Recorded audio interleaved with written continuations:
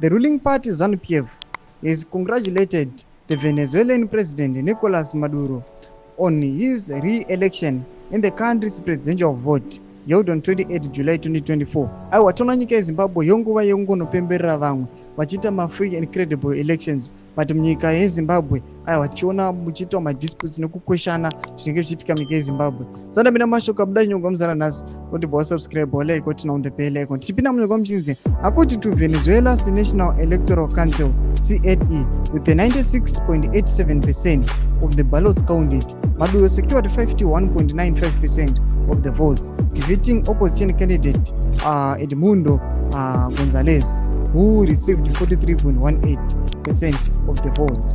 On behalf of the Revolutionary Zimbabwe African National Union Patriotic Fund Zanu Yopihwa Party, I present our heartfelt congratulations to our brother Comrade Nicolas Maduro and the people of Venezuela on his re-election as president of Venezuela. Mashoko ari kubuda tiona kuti aiwa dzimwe nyika ma-elections avo ari kufamba zvakanaka.